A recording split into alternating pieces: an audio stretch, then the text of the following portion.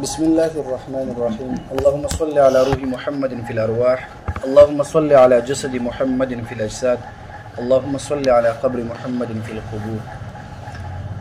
باب المحافظة على ما اعتاده من الخير. دا باب دی په بیان د اهتمام او د حفاظت. محافظه په معنا د اهتمام او د حفاظت راځي. علا معنی مراد ښه عادتونه دي. څه شی؟ علا د هغه ما چې ښه عادتونه دي. ښه علا ما ښه عادتونه، ما اعتاده چې اعتاده د دې معنا دا ده کنه چې عادت جوړول. څه شی؟ عادت جوړول.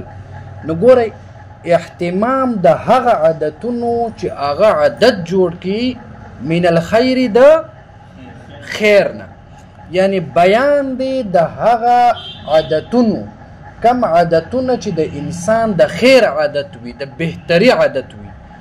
انسان عادت خو عادت وي کنه، خو د عادت په دوه قسمه وي، یو بد عادت وي او بل ښه عادت وي. نو دی درته وایي چې دا باب دی په اهتمام او د پابندي د هغه ښه عادتونو په بیان کې. پوه شوي؟ یعنی باب المحافظه دا باب دی په بیان د اهتمام یا د پابندي د هغه عادتونو. خو کم عادتونو؟ اعتاده من الخير، چې هغه عادتونه په دې. پوه شوي؟ قال الله تعالی، فرمایلی دی الله رب العالمین، ان الله بشک الله رب العالمین لا یغیر ما بقوم، نبدلوی حالت د قوم. دا معنی مراد دلته حالت دی. ښه وضاحت کوم تاسو ته.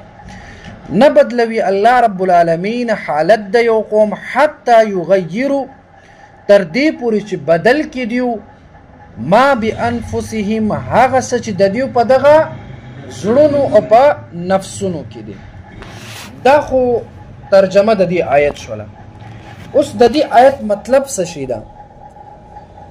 د دې آیت مطلب دا دی چې الله رب العالمین د هغه قوم او د هغه خلکو د حالت نه بدلوي کم خلکو چې دا حالت په خپله د خپل ځان بدل کړی نه وي.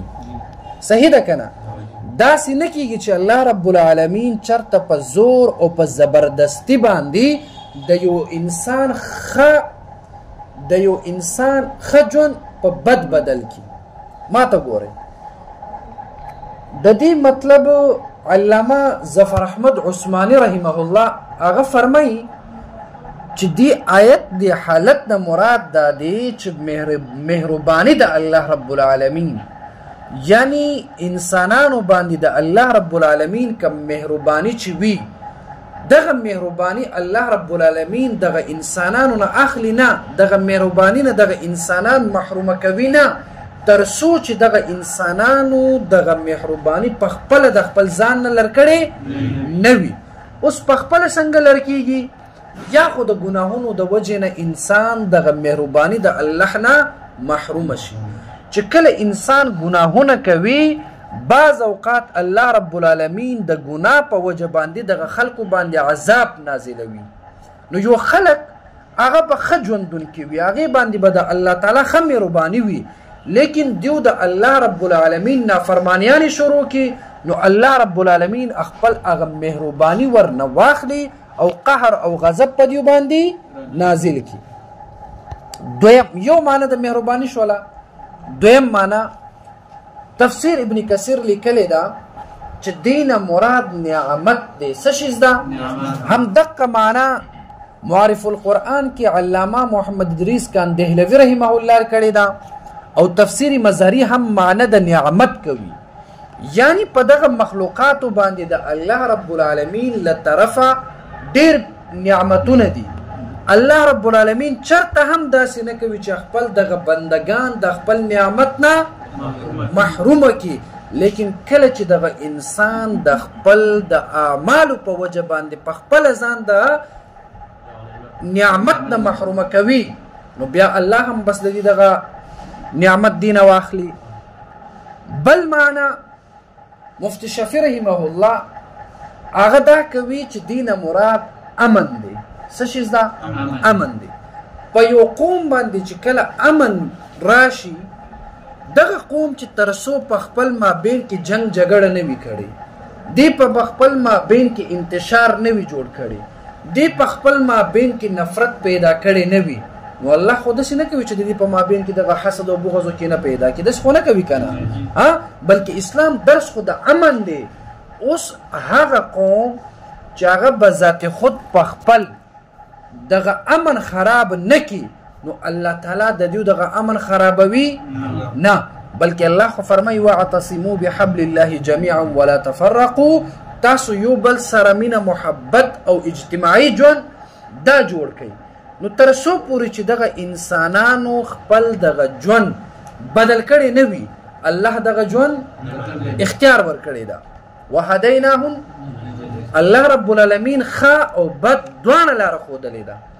اوس الله داسې نه کوي چې تا په زور زبردستي دې بد لارې باندې روان کړي، او نه داسې کوي چې په زور زبردستي دې ښه لارې ته روان کړي. بس انسان ته اختیار ورکړی ده، که انسان خپل دغه ژوند بدلول غواړي دی بدلولی شي، او که انسان خپل دغه ژوند بدلول غواړي الله هم دی دغه ژوند بدلوي.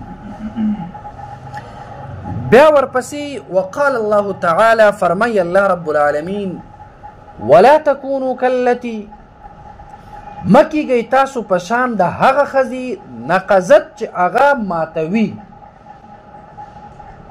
غزلها، هغه تارونه، اردو کې ورته سوت وایي ښه، تارونه من بعد قوت، پس له مضبوطیانه، انکاثا ټوکړې ټوکړې. دا لفظي ترجمه ده. اوس د دې آیت مطلب او معنا څه ده؟ اول خدا یاد ولرئ چې دی په خپله هم درته وایي والانکاث جمع نکث، چې دا انکاث د جمع د څه شي ده؟ نکث. وهو العزل المنقوص، دا هغه سود په اردو کې ورته ویل کېږي او پښتو کې تارونه، لفظ د تارونه استعمال کوي، شلیدلې تارونو سره، یعنی دا جمع د نکس ده او نکس هغه شلیدلې تارونو ته ویل کېږي. د دې آیت مطلب دا دی چې په مکه مکرمه کې تقریبا مکه مکرمه کې یوه ښځه وه، هغې به داسې چل کوله. اوس دې آیت کې چې راغی ولا تکونو کالتي نقضت غزلها، د غزلها نه مراد څه شی ده؟ دا اصل کې تارونه وي، یا د ریخم نه جوړیږي، یا د مالوچو نه جوړیږي، او یا اون ورته ویل کېږي د ګړو بیزو هغه وړی. د وړیو نه نرۍ نرۍ تارونه اول جوړ شي، بیا دغه تارونو نه دا کپړې جوړې شي. که خیال مو کړی وي د کپړو کې نه د نرۍ نرۍ تارونه وي، اوس یې که نه داسې، نو دې ښځې لیونې به داسې چل کوله چې سهار نه ماسپښین یا ماسپښین نه تر مازدیګره پورې دی به په مشقت سره دغه تارونه به برابروله، یا د ریخمو، یا د وړیو، یا د مالوچو. دغه تارونه به په مشکل سره برابرول او دې ته به ترتیب ورکول، او دې نه به یو مضبوط تار جوړ کړو. چې کله تار جوړ کړو، د جوړولو نه پس دی بیا خپل دغه تارونه بیا به داسې ټوکړې ټوکړې کوي ویشلوله. نو چېرته روغ انسان خو داسې نه کوي که نه، چې هغه دومره محنت وکړي چې یو یو تار د ریخم یا د وړۍ یا د مالوچو مضبوطیا سره جوړ کړي، پس د جوړولو نه هغه بیا هغه مکمل داسې ټوکړې ټوکړې کړي. ټوکړې ټوکړې په معنا دي سره چې جدا جدا کړي. نو دا د لیونو کار دی. دی آیت مطلب اوس څه شیز ده؟ دی آیت دی باب نه مخکې که تاسو خیال راځي مونږ مخکې ویلي وو چې د خپل د وعدې پابندي وکئ، یعنی دین هم مراد دا دی چې تاسو کله وعده وکئ، څه شی وکئ؟ وعده وکئ. اوس دا وعده او دی باب د مناسبت سره عادت د نیک عادتونو نه یو عادت دا دی چې کله انسان وعده وکئ او دا وعده پوره کړي، ښه عادت. چې کله انسان وعده وکړي او دغه وعده پوره کړي، دا ښه عادت دی که نه؟ نو مراد دا دی چې د هغه ښځې غوندې مه کېږئ چې هغه په مشقت او په تکلیف سره دغه ریخمو د تارونو نه یا د وړۍ یا د مالوچو نه دغه کپړې دپاره تارونه مضبوطیا سره برابر کړي، او بس له برابرېدو نه من بعد قوت پس له مضبوطیانه چې هغه تارونه یو بل سره څه شي مضبوط شي پس له مضبوطیانه هغه بیا هغه ټوکړې ټوکړې کوي یعنی ته یو مسلمان سره چې کله وعده وکړي دا ښه عادت دی خو داسې مه کوه چې څنګه دغه ښځه پس له مضبوطیا له تارونه بیا دغه تارونه څه کوي ټوکړې ټوکړې کوي شلوي ته چې کله یو مسلمان سره وعده وکړي پس له وعدې نه خپل دغه وعده د آیت په مطلب پوه شوي ټول پوه شوي څه مطلب دی دا مطلب چې وعده چې چا سره کوي وعده سره رسوي او بل د هغه ښځې په شانتې قمقله مه جوړېږه چې یو ښځه دومره مشقت تیر کړي دومره کوشش سره تارونه برابر کړي او پس له برابروالي نه بیا هغه خراب کړي وشلوي پوهېږئ که نه بیا وقال الله تعالی فرمایلی دی الله رب العالمین ولا یکونو کالذین او دیو نوي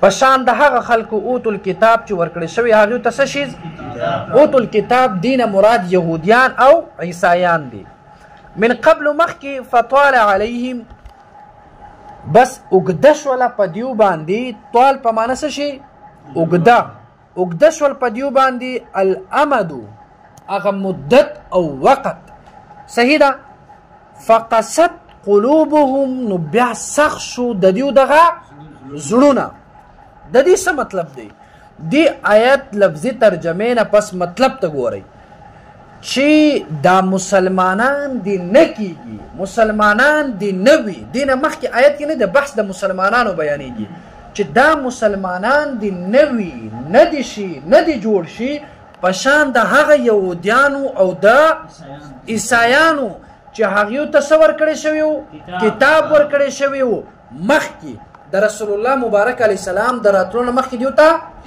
تورات او انجیل ورکړی شوی و که نه خو چې کله دا وخت په دیو باندې تیر شوی فطال علیهم الامد کله چې په دیو باندې دا وخت مدت تیر شو فقست قلوبهم د دیو د غزرونه څه شي شو سخت شو تفسیر مظهری لیکلی دا چې د دې آیت نزول هغه داسې شوی وه چې صحابه کرامو کې بعض صحابه کرام هغه مزح کوله یو مزاق یو مزه یعنې خوشطبع خندا به یې کوله یو بل سره به یې خوشطبیعتي کوله خنداګانې نو چې کله دا خنداګانې کوله مزاح کوله نو بیا دا آیت نازل شو چې تاسو ډېر خنداګانې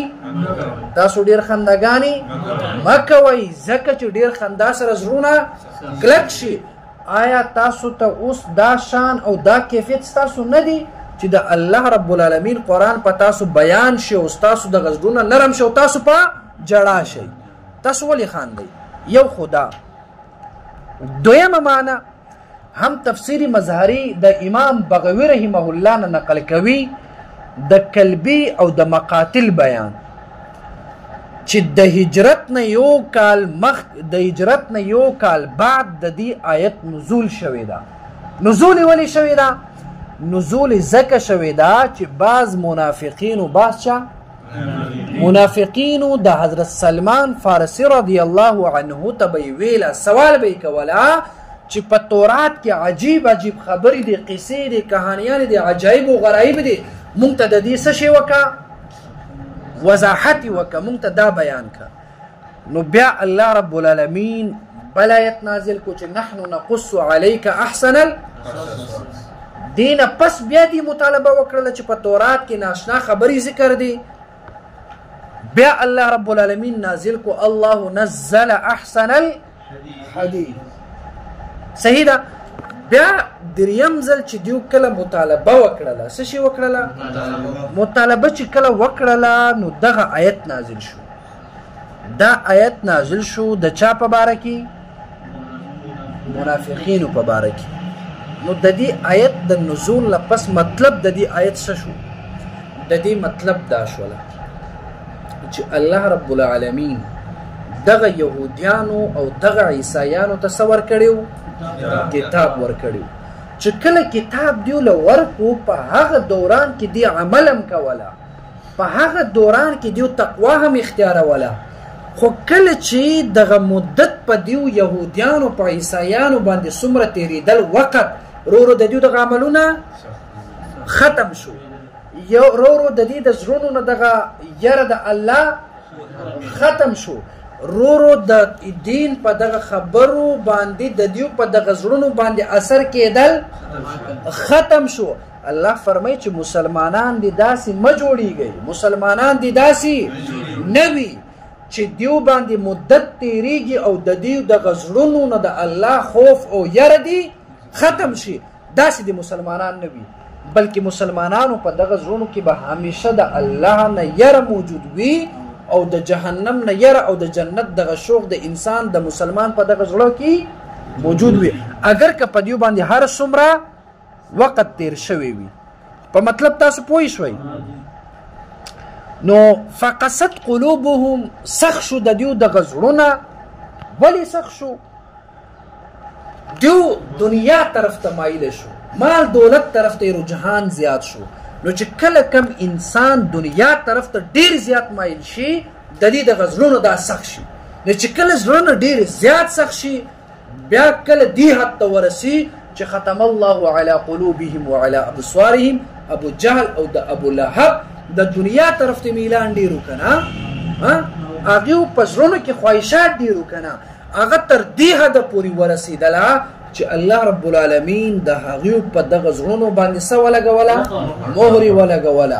کله کله چې مسلمان د مور حد ته ونه رسي لیکن د دې دغه زړونو نه د الله یره او خشیت ختم شي، بیا بعض مسلمانانو ګورئ هغې ته چې کله قرآن بیانېږي که نه څه شي؟ قرآن چې کله بیانېږي که نه نو هغه په جړا شي. ولې؟ په زړه کې هغه یره او خوف وي. صحیح ده؟ څومره ټیم ده؟ په زړه کې د الله رب العالمین وي. نو چې کله د چا په زړه کې د الله رب العالمین یره وي نو د دې دغه زړه دا به سخت وي که نرم به وي؟ نرم به وي. که دې باندې هر څومره زمانه تېره شو بیا به هم دا نرم وي. اوس چې مونږ تاسو قرآن بیانوي یا زمونږ په دې معاشره کې کوم بزرګان یا نیکان چې دي هغې چې د جهنم باس واوري یا د رسول الله مبارک د عشق خبره واوري جړه کېږي که نه؟ جاړي که نه؟ وګورئ دا قرآن مجید څومره مخکې نازل شوی دی، څومره ډېر وخت تېر شو. الله فرمایي چې مسلمانان دې داسې نه وي چې وخت په دې باندې تېرېږي او د دې دغه زړونه کلک شي. حال هم دا دی چې مسلمان شان به دا نه وي چې زړونه کلک شي. 1400 کاله مخکې قرآن نازل شوی دی خو چې کله وسم بیانېږي مسلمان دغه زړه ورسره نرم وي، مسلمان باندې خبره اثر کوي. صحیح ده که نه؟ دا لږ وضاحت انشاءالله لږ شانتې وضاحت به سبا د بل حدیث او د بل ورکوټي آیت سره به کوو. صحیح ده که نه؟